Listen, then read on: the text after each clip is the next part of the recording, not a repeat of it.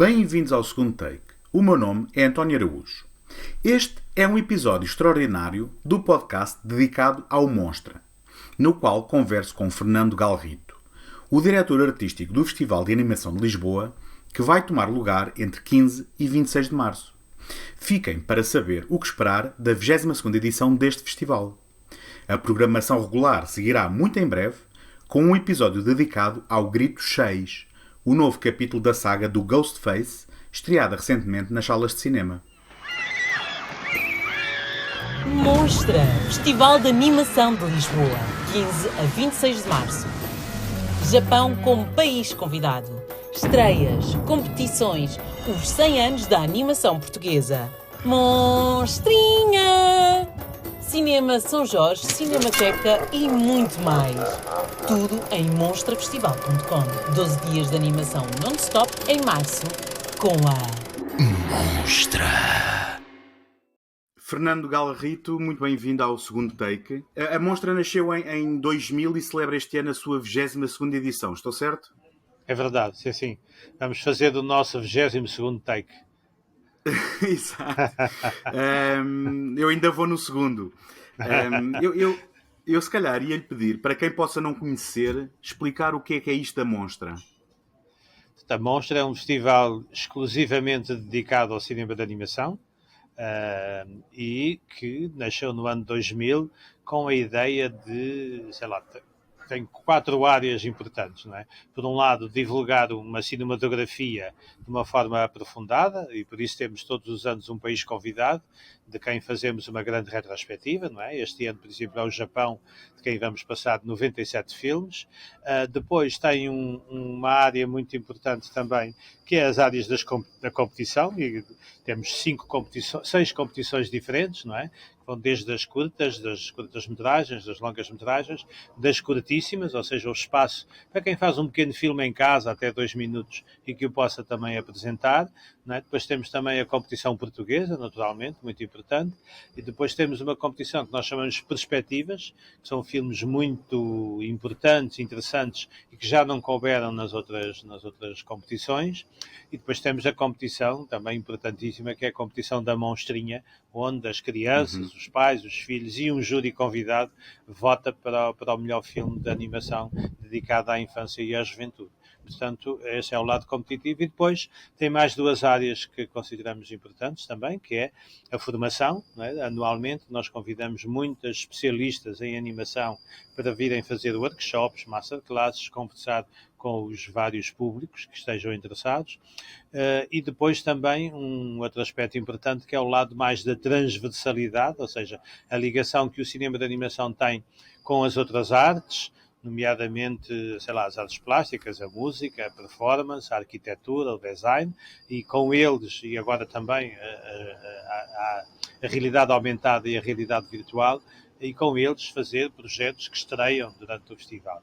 E depois, no fim disto tudo, ou no princípio disto tudo, se quiserem, há a Monstrinha, ou seja, o espaço onde crianças, jovens, famílias podem vir ao festival tomar contacto com as nossas escolhas cinematográficas e onde também, fazemos uma espécie de formação na área do cinema de animação para que as pessoas possam perceber que, para além dos filmes de grande público, não é, que chegam às salas de cinema, às televisões, existe uma outra grande variedade, também de muita qualidade de filmes, que às vezes são menos vistos e que é bom que as pessoas tomem conhecimento dessa diversidade. Ou seja, a animação muitas vezes é confundida como sendo uma coisa para crianças, e não é exclusivamente, mas também pode ser uma forma mais fácil, não é? De uma porta de entrada para chegar às crianças através da Monstrinha aqui, não é? Exatamente. Eu se calhar perguntava-lhe esta pergunta, talvez seja um bocado esotérica, mas porquê a animação? O que é que a animação tem de especial para lhe dedicarmos um festival? É uma questão de falta de divulgação? É uma questão de uma paixão que queremos transmitir? Digamos que esse lado também existe, naturalmente. Mas depois também há um outro aspecto que eu acho que é importante realçar, que é, quando nós criamos o festival, já fazíamos muitas coisas, não só no cinema de animação, mas também ligado a esta este diálogo entre artes e artistas. E a ideia era criar um festival onde todas as artes se completassem e existissem, não é? E não há dúvida nenhuma que o cinema de animação, na minha opinião, é a arte onde todas as artes se conjugam. É verdade, depois as pessoas podem dizer, mas no teatro também, mas no cinema também, mas o cinema de animação é a única arte existente onde também se cria a ilusão do movimento. Enquanto todas as artes vão buscar à natureza, seja ao nosso corpo, seja à natureza, toda ela, não é? Vão buscar o movimento, captando, registando e depois remetendo para ecrãs ou para palcos. No cinema de animação, os animadores é que criam o movimento. E isso cria também uma possibilidade, uma liberdade de criação muito maior. Não é? Porque em animação tudo é possível, também ao nível do movimento, também ao nível da transformação. E quando nós vemos muitos filmes, sei lá, mesmo grandes blockbusters, que aparecem, todas as grandes cenas que não podem ser feitas pelos atores, são os animadores que as resolvem, não é? Os cenários, as transformações do corpo, etc, etc, são todas feitas por animadores e em animação. Ou seja, a animação tem esta característica e nós, ao criarmos o Festival de Animação, tem a ver com o facto de nós gostarmos muito de animação. Eu faço filmes desde os meus 8 anos de idade. Ou seja, há uma paixão muito grande, não é? O cinema de animação, especialmente o cinema de animação mais para adultos e para crianças também, mas de autor e que é feito em muitos países e às vezes é menos conhecido, não é? Aquilo que nós vemos nos cinemas são blockbusters que vêm de 1 ou 2 países e acabou. Aquilo que vemos na televisão são séries que repetem e que, devido à sua quantidade, perdem às vezes na qualidade da animação, na qualidade de muitos aspectos artísticos até, e aquilo que nós queremos divulgar com o festival é também essa diferença que existe no cinema de animação de autor, essencialmente, onde a qualidade da animação, a procura, a relação entre o criador e a sua própria cultura é muito presente. E todos nós sabemos que quanto mais diversificada for o nosso conhecimento, ou seja, quanto mais coisas diferentes nós virmos, melhores seres humanos seremos, claro, mais cultos seremos, não é? E é isso também que o festival pretende, não é? Não ficarmos fechados em 1 ou 2 culturas, mas apresentarmos as imensas diversidades culturais que existem no mundo inteiro e também, por que não dizê-lo, a nossa própria cultura, porque o cinema de autor de animação português, infelizmente, é relativamente pouco divulgado nos grandes meios de comunicação e muito menos nas salas de cinema comerciais. Mas acha que a animação é uma espécie de parente pobre do cinema ou sofre dos mesmos males em termos de divulgação e de chegar ao público e de haver essa variedade? Eu diria que o cinema de animação é uma arte autónoma, não é? Pronto, é uma arte por si própria. Aliás, ainda ontem, numa entrevista, o Guilherme Del Toro chamava a atenção disso, não é? As pessoas, os animadores, os realizadores de animação, não são trabalhadores, não são artífices, são criadores eles próprios. Porque criam movimento, criam coisas que só podem existir naquele momento, no momento da projeção. Por isso, o cinema de animação, enquanto arte, é uma arte autónoma. Agora, relativamente à questão que me colocaste, é verdade que ela sofre, pelo menos em Portugal e não só, sofre dos mesmos problemas do cinema português em geral, não é? Tanto das longas como das curtas-metragens, ou seja, há uma falta geral de divulgação do cinema português e isso não é exclusivo da animação. Infelizmente, infelizmente em todos os aspectos, não é? Pronto.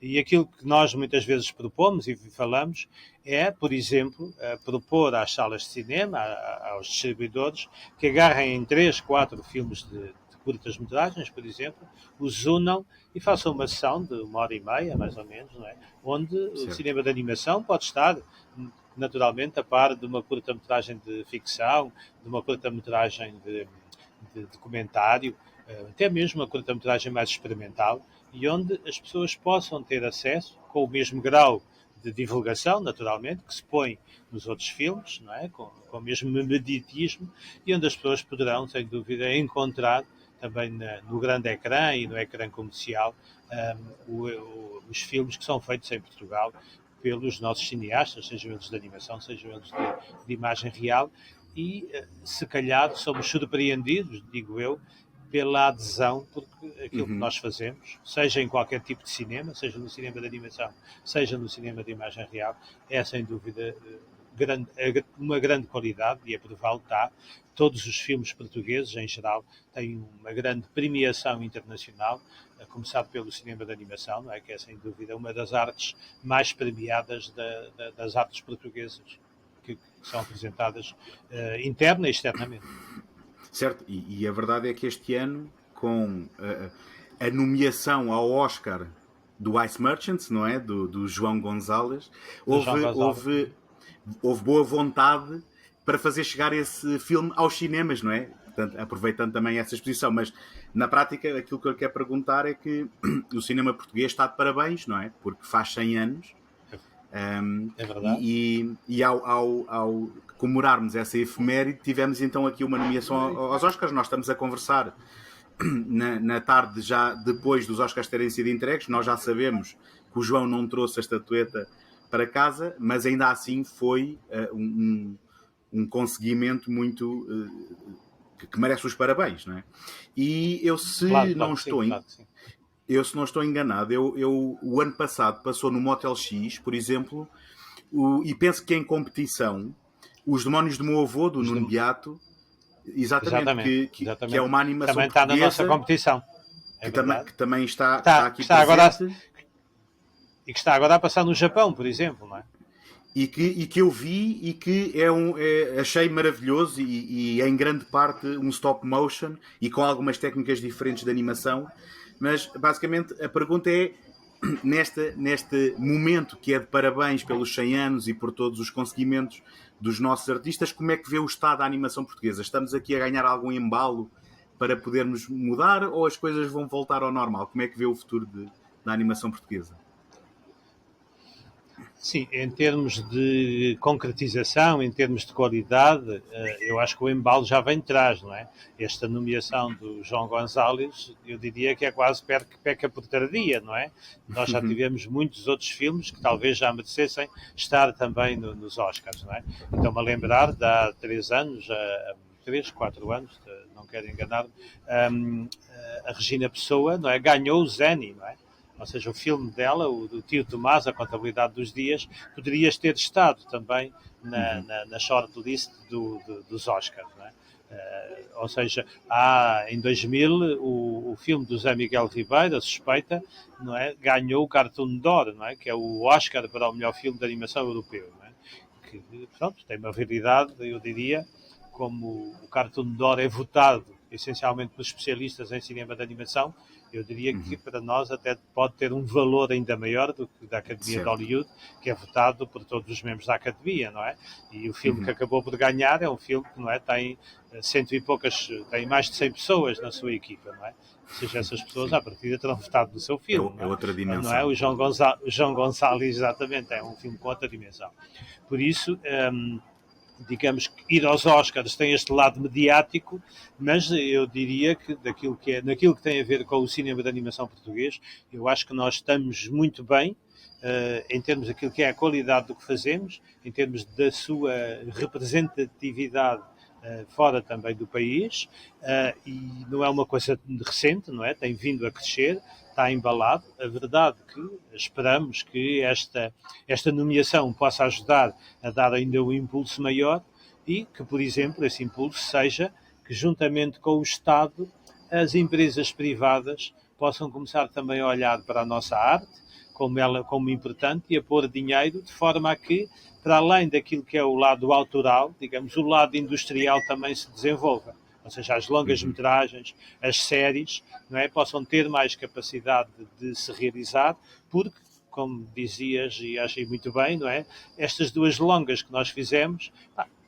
estão a ir, não é, Eu acho que há muitos Sim. poucos países no mundo, tirando talvez a França, que se podem gabar de ter 2 filmes no maior festival de cinema de animação do mundo, que é a Annecy. E o ano passado nós tínhamos lá, na competição, Os Demónios do Meu Avô e a Naiola, do Zé Miguel Ribeiro. Ou seja, um, aquilo que fazemos tem qualidade e prova que é possível fazer bem. Agora precisamos de mais meios, e os meios também económicos, aos quais, se calhar, o Estado não consegue, não consegue apoiar todos, não é? E era bom trazermos a iniciativa privada também a pôr dinheiro no cinema. E quando nós olhamos os lucros todos que existem, não é? Bastava que cada uma daquelas Pois, 25 grandes empresas pusesse 1 milhão, ou seja, estamos a falar sim, de 1/10 de uma gota d'água no oceano, não é? Dos seus lucros, não é? E nós tínhamos o dobro do dinheiro para fazer cinema de animação. E teria de podíamos haver pôr outro interesse também deles, sim. exatamente, exato. E as coisas chegariam a outros públicos também, não é? Porque havia dinheiro privado, que havia um forcing também para que houvesse mais promoção, etc, etc. E nesse aspecto, portanto, eu acho que o que falta talvez seja esse lado. Algum mais dinheiro, e nós não podemos, claro que podemos sempre exigir mais ao Estado, mas também acho que devemos exigir a todos os que ganham connosco. O Estado ganha com os nossos impostos e as grandes empresas ganham quando nós adquirimos produtos a eles. Não é? Uhum. Dos dois lados há recebimento de nós enquanto consumidores. E então acho que ambos ou todos deveriam pôr dinheiro aí também. E Certo. pronto, mas para voltar ao princípio da tua pergunta, eu diria que o cinema de animação está de vento em popa, cada vez aparecem mais jovens com enormes qualidades e depois temos pena, para voltar ao exemplo das longas metragens, não é? Uma boa parte da equipa que trabalhou nos Demónios do Meu Avô, como não há outro filme em stop motion a ser realizado agora, perdeu-se, entre aspas, para Portugal e foram para a Inglaterra, para a Irlanda, Pois, para a porque Austrália, não tem etc., continuidade, não é? trabalhar, ou seja, exatamente. Ou seja, há alguém que está a aproveitar do nosso investimento em termos de formação, em termos de Certo. conhecimentos mais aprofundados, etc. E isso acho que é bom nós. A melhor forma de o travar é produzir mais, termos mais capacidade de produção. E Certo. aí os E, nossos jovens, os nossos grandes realizadores e profissionais ficam connosco. e quando estava agora a apresentar o festival, falou várias vezes em formação. O festival inclui oficinas, workshops, masterclasses. É também com a intenção de entusiasmar futuros artistas em potência? Sim, sim, a ideia da formação é, por um lado, entusiasmar futuros artistas, por outro lado, também permitir a que os jovens que já estão nas escolas portuguesas, e há uma série de escolas já em Portugal que fazem formação em cinema de animação, também possam, digamos, para além dos seus professores normais, que têm nas diferentes universidades e nas diferentes escolas, também possam ter, nestas ações de formação, um contacto com grandes mestres da animação mundial. É? Nós vamos ter o Michael Dudok de Witt, que vai fazer uma masterclass sobre criatividade, não é? É um oscarizado também e um tipo fabuloso, não é? Em termos de conhecimento. Temos uma americana também oscarizada, a Joanne Gratz, que vai falar também sobre a forma como ela faz filmes de animação. A Joanna Quinn, exatamente a mesma coisa, ou seja, dei aqui assim de repente 3 exemplos de oscarizados ou Uhum. de candidatos ao Oscar, não é? O japonês Koji Yamamura, sei lá, 3, 4 exemplos de pessoas fantásticas, com grande conhecimento, multipremiados, e que assistir às suas masterclasses é também uma forma de ter aumentado o seu conhecimento, naturalmente não pondo em causa, como é óbvio, aquilo que se aprende nas escolas e com os seus professores, mas digamos que é um olhar diferente e isso é sempre bom na nossa aprendizagem. Claro, claro. Então, falando aqui um pouco da animação japonesa, portanto, vamos no Monstra deste ano ter um olhar mais dedicado aqui à animação japonesa. Toda a gente conhece a Ghibli, não é? Mas Exatamente. fora a Ghibli, o que é que o Japão tem para nos oferecer em termos de animação? O que é que o Japão tem de especial? Eu diria que o Japão tem muito de especial, não é? Tem, sei lá, é um cinema de animação que tem umas características próprias, logo à partida, bebe muito da sua própria cultura, que é algo também que é similar, digamos, à nossa animação, vai buscar muito à nossa cultura para encontrar motivos para contar os seus filmes, para falar da sua história, e depois tem também na sua história desde o pré-mangá anime, digamos assim, antes do mangá chegar ao cinema de animação, não é? Depois, com toda essa linha, digamos, não é? que é trazida para a mangá, que é trazida para o anime, e há uma estética que se cria dentro do Japão, com uma série de grandes estúdios, como o estúdio Ghibli, mas também outros estúdios e outros realizadores, como o Satoshi Kon, o Mamoru Hosoda, o Katsuhiko Otomo, não é? Que nos deixou ou nos apresentou, esperamos que ele faça o Akira 2, não é? Já temos o Akira 1, que vamos poder rever, não é?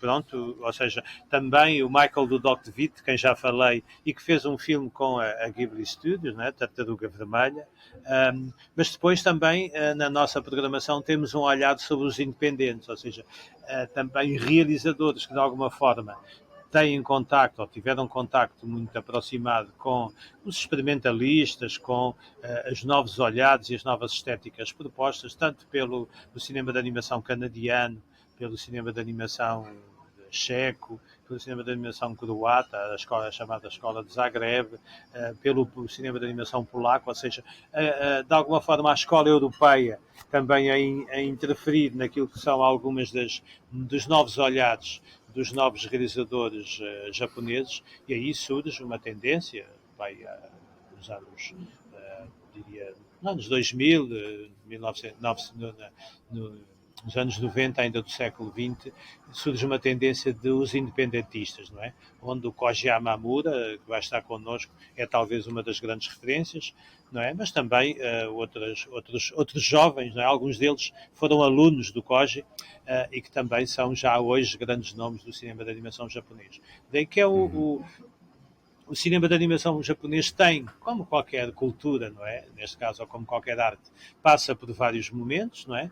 E digamos que a nossa retrospectiva tenta abarcar, digamos, esses grandes momentos da história do cinema de animação japonês que, como disseste, com os estúdios Ghibli ganham uma dimensão internacional muito forte e passam a ser conhecidos não apenas no Japão, mas também fora do Japão, e todos estes nomes que eu referi passam a ter também uma leitura internacional, não só no mercado norte-americano, mas também no mercado europeu e mundial, uma leitura muito forte, e ganham um espaço também importante naquilo que é a divulgação do cinema de animação. Mais uma vez a começar pelos estúdios Ghibli, não é? Mas não nos podemos esquecer que Satoshi Kon ou Mamoru Hosoda estiveram em Cannes, estiveram em Berlim, não é? Ou seja, os grandes festivais de cinema, entre aspas, também acolheram o cinema de animação e neste caso também autores japoneses. O Satoshi Kon, que é um artista que infelizmente faleceu cedo demais, não é? Eu reparei na programação. Vamos poder ver o Paprika, que é o seu derradeiro filme, não é? E também temos um documentário, não é? E temos um sobre documentário... ele, sobre o Ilusionista, um documentário feito por um realizador japonês e que é é um mergulho, no fundo, sobre aquilo que é o grande artista que ele foi e podemos também, digamos, aprender como é que é a sua forma de pensar, a sua forma de trabalhar. Digamos que apesar de não estar connosco, não só em vida, mas também em presença, é uma forma também de podermos fazer quase uma espécie de masterclass com esse mestre a quem o realizador chamou o Ilusionista. E já agora, para quem possa não conhecer o Satoshi Kon, poderá ficar surpreendido ao encontrar nos seus filmes muita imagética que depois também vai ser reaproveitada, não é? E que vai dar muita inspiração a algumas obras e a alguns realizadores internacionais, não é? Exatamente, sim. Pronto, essa questão a influência é uma coisa fantástica. Quanto mais nós conhecemos os outros, também mais bebemos deles e vice-versa. Não é? Quanto mais os outros nos conhecem, também mais se inspiram nas coisas que nós fazemos. E é esse lado, e sem dúvida que é interessante, ele próprio ser Eu acho que ele tem muitas coisas nos seus filmes que são referências também já europeias, já internacionais, mas essencialmente ele passa a ser uma referência mundial e, pronto, e não é por acaso que ele é apresentado também nos grandes festivais internacionais, nomeadamente os europeus. Uhum. Falou também então na vertente da mangá e depois das suas adaptações para aquilo que se convencionou chamar o anime. Eu reparei também na programação, na exibição do Demon Slayer, um filme também que é um anime adaptado de uma popular mangá. Eu lembro-me de em tempos eu não consigo precisar onde foi, mas lembro-me de ouvir uma entrevista ao Miyazaki em que ele não se mostrava muito positivo em relação a alguma desta animação do seu país, nomeadamente mais nesta vertente. E esta é uma animação que tem tido muita penetração em Portugal. Junto dos jovens agora é muito popular, tanto na vertente da mangá, como na vertente mangá, das suas adaptações. Exatamente. Como depois nas suas adaptações para o cinema. Vê esta popularidade junto dos nossos jovens deste género em particular com bons olhos, ou acha que isto é um excesso que pode formatá-los para um certo tipo limitado de animação? Acho que tudo, quando nós nos concentramos muito numa única coisa, eu acho que sempre não é bom. Não é? Certo. Acho que é ótimo as pessoas lerem mangá, acho que é ótimo as pessoas verem filmes inspirados nas mangá. Não tenho nada contra, não serei tão, como é que se diz, crítico como o Miyazaki. Agora, a minha crítica vai mais no sentido de nós só vermos mangá, ou só lermos mangá, ou só vermos anime, não é? Assim como só vermos Walt Disney, ou como só vermos Pixar e outros grandes estúdios que são os únicos que passam, não é? E por isso é que eu acho que os festivais em geral, e neste caso assim, a Monstra, é um momento interessante onde nós gostamos que as pessoas venham todas, não apenas para ver os filmes japoneses, que alguns já conhecem e que eu aconselho naturalmente sempre a ver numa sala de cinema muito grande, com outro ecrã, em termos de dimensão, com outro som, com o facto da sala estar escura e haver uma concentração maior sobre aquilo que acontece no ecrã e nos nossos ouvidos. Isso é sempre uma novidade, mesmo para filmes que a gente já viu muitas vezes. No entanto, aquilo que é interessante vir à Monstra, por exemplo, é que os amantes do anime e do mangá não venham só ver os filmes japoneses, venham ver os filmes brasileiros, venham ver os filmes, neste caso da Estónia, um filme italiano e francês que também passamos, um filme da Letónia, da Lituânia, sei lá, são 50 países. E eu acho que as pessoas, quando começarem a olhar para essa diversidade, também vão entender que o mangá é fantástico. Mas há outras coisas tão fantásticas como o mangá. E então aí começamos também, se calhar, a ser mais culturalmente, mais, com uma leitura maior e mais alargada do mundo, de nós próprios, e ao mesmo tempo também a aceitar a diferença dos outros. Porque isso é muito importante para que depois, quando nós fazemos coisas, os outros também estarem abertos a aceitarem aquilo que nós fazemos. E eu acho que este diálogo é fundamental e é muito importante, não é? O ficarmos fechados é como se estivéssemos sempre a fazer o mesmo caminho para algum sítio, não é? É interessante, a gente nunca se perde, vai sempre, já sabe qual é, olha, a esta hora salto para o outro lado, porque aqui deste lado aparece um carro quase sempre, não sei o quê. Mas é chato, não é? Nós gostamos muito, sei lá, de bifes com batatas de bitoques, mas não comemos um bitoque todos os dias, não é? Exatamente. E é esse lado que é interessante e que é importante chamar a atenção de toda a gente, nomeadamente dos jovens. Exatamente, era isso que eu ia dizer, é um apelo que se pode lançar a toda a gente, não é? Exatamente. Completamente. E a diversidade é fantástica, não é? No caso da animação, mas podemos falar da música, podemos falar praticamente de tudo, não é? Quanto mais diversificado for a nossa cultura, digamos, mais cultos, diria até mesmo melhor de seres humanos nós somos, não é? Porque quando às vezes temos medo de determinadas culturas, não é? Nós passamos muitos filmes do Irão, por exemplo. que há sempre por causa das notícias, não sei o quê, há sempre uma leitura, esses tipos devem trazer todos uma bomba debaixo do casaco, não é? Estou exagerado, claro, não é? Mas Sim, depois sim, quando mas os começamos a ver os estereótipos têm que filmes ser que eles fazem, combatidos, claro. exatamente, claro, quando eu dei o exemplo do Irão, mas podia ser outro exemplo qualquer. E vemos que são pessoas com uma sensibilidade tão grande como a nossa e capazes de fazer coisas muito bonitas e muito tocantes, como qualquer realizador português.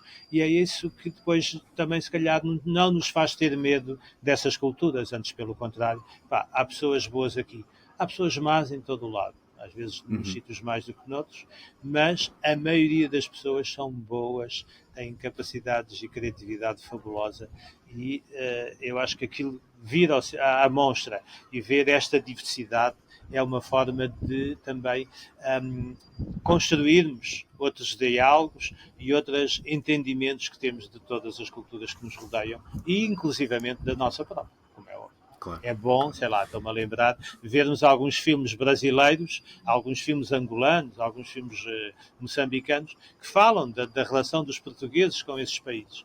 E é muito interessante de vermos como é que países que falam a nossa língua, não é? Como é que eles nos veem, não é? E isso é importante para a gente, se calhar. Sim. Eu lembro-me de muitos filmes de animação, aprendi coisas de história, como é que os brasileiros nos veem, a nossa intervenção, a nossa em muitos casos foi muito violenta, não é? E que agora não podemos fazer nada sobre isso. Não é? Mas é importante dialogarmos e conversarmos e percebermos o que é que os outros pensam sobre nós. Dar outras perspectivas, e dizermos, claro. Exatamente, e dizermos que hoje somos outro povo, somos outras pessoas e que o nosso objetivo é muito diferente. Não queremos ser de novo colonizadores, queremos ser dialogantes e queremos criar em conjunto e ver tudo o que eles fazem e também mostrarmos naturalmente aquilo que nós fazemos e criar diálogos, essencialmente é isso. Claro.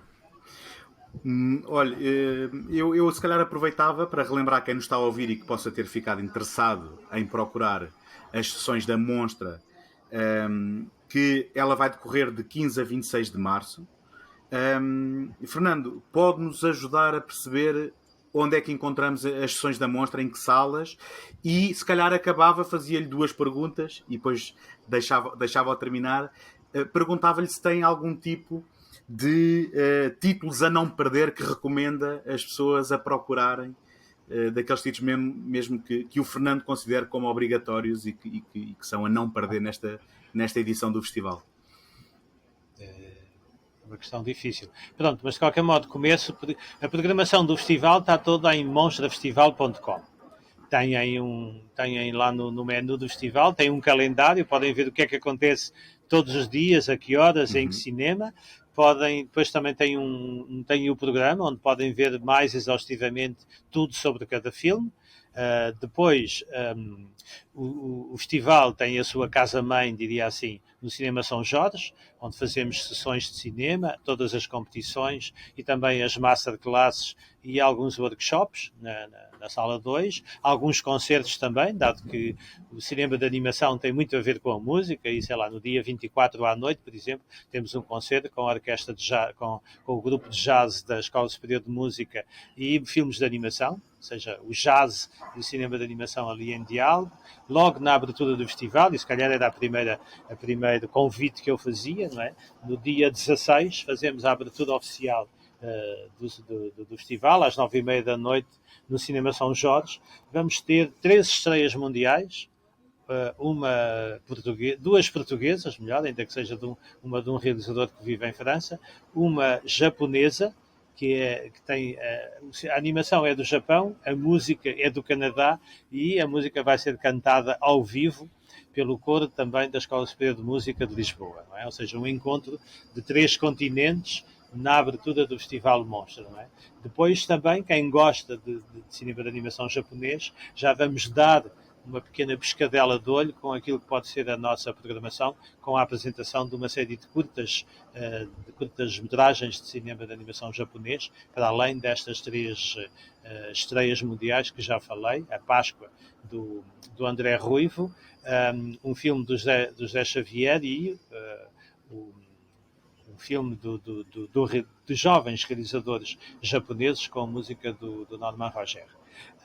Depois, ao longo da semana, há um desfiar de coisas interessantes, naturalmente, que na competição eu chamaria a atenção naturalmente dos dois filmes portugueses, Os Demónios do Meu Avô, que abrem a competição de longas no dia 20, o Naiola no dia 22. Pelo meio temos um filme espanhol muito interessante também. Temos um filme também na sexta-feira, numa longa-metragem, Interdito a Cães e Italianos, que é uma coprodução portuguesa, um filme também em stop motion, que não devem perder também. E no fim de semana, para a família, temos dois filmes, o Perlimpes, do Ale Abreu, que é um filme muito interessante, e o Aya e Lenny, também de um realizador que vai estar connosco também, um realizador italiano, e que ambos os filmes falam, e por isso a sua importância, da importância que os jovens têm na preservação da natureza e da preservação do ambiente e da nossa continuidade enquanto seres humanos ao de cima da Terra, não é? E a esperança está toda naturalmente nos jovens, por isso são dois filmes que eu aconselho vivamente a que as famílias venham todas ver esses filmes no dia 24 no dia 25, desculpem, no dia 25 de março. Entretanto, pelo caminho, há uma série de estreias mundiais, sei lá, a competição internacional abre com o Ice Merchants, não é? Logo na segunda-feira também, temos o Ice Merchants a par de uma série de filmes internacionais de grande valor, onde estão três dos Oscarizados, não é? Para além do Ice Merchant, estão outros dois filmes que estavam também na corrida aos Oscars, nomeadamente o filme da Amanda Forbes, a do Andy Tilby, do Canadá. Depois, nas perspectivas, há uma série de filmes internacionais muito interessantes, onde está, por exemplo, também mais um filme que estava nos Oscars, My Year with Dix, mas também há uma série de filmes portugueses em estreia, no festival e em estreia mundial, como As Horas, da Marta Andrade e da Marta Ribeiro, por exemplo, que é um filme também a não perder, e de duas jovens realizadoras com muito para dar também ao cinema em geral português. E diria também que seria interessante para as pessoas que querem assistir àquilo que acontece antes do ecrã, de irem visitar as nossas 4 exposições, uma no Museu da Marioneta, com marionetas originais do filme da Joana Imaginário, A Casa para Guardar o Tempo, uma estreia mundial, que está, digamos, ligada também com outros filmes de marionetas, como O Casaco Rosa, da Mónica Santos. Temos também lá, numa visita mais histórica, o set oficial, o set original do filme A Suspeita, do José Miguel Ribeiro. Depois, também, em homenagem ao centenário do cinema de animação, temos na Cinemateca uma exposição 100 anos da animação portuguesa, 100 filmes de animação, onde podemos fazer uma visita a originais dos vários filmes que compõem a nossa história, não de todos, mas de 100 que nós escolhemos, não é? Uhum. Em frente à Cinemateca Portuguesa, na Sociedade Nacional de Belas Artes, temos uma exposição muito sui generis, com originais do alemão Raimund Krumme, que antes de colocarmos os originais na parede, pintou ele próprio a parede com as suas personagens, e daí que temos um encontro com uma exposição efêmera, dado que no dia 1 de Abril, quando ela acabar, não podemos ver mais aquelas pinturas, com os seus desenhos e estudos para os seus diferentes filmes, não é? No Museu do Oriente temos uma exposição fabulosa do Koji Yamamura, o nosso convidado japonês de honra deste ano, e que são 50 desenhos fantásticos, originais deste grande criador japonês. Bom, já falei de alguma forma das formações, não é? Por isso, sim, há um vasto programa a descobrir. E ficam todos convidados, até porque a sessão de abertura no dia 16 é por convite, ou seja, basta irem à bilheteira do Cinema São Jorge e levantar o vosso convite e enchermos a sala para estas 3 grandes estreias mundiais no dia 16 de março e depois, até dia 26, a Monstra andar solta em Lisboa. Exatamente, opções não faltam e fico ao convite, e resta-me agradecer, Fernando, por ter dispensado este tempo a falar com o Segundo Take, e as maiores felicidades para esta edição do festival. Obrigado também pelo convite, por ajudar a divulgar o festival, e que o Segundo Take tenha muitos takes ao longo da semana. Obrigado também. Obrigado. Boa tarde.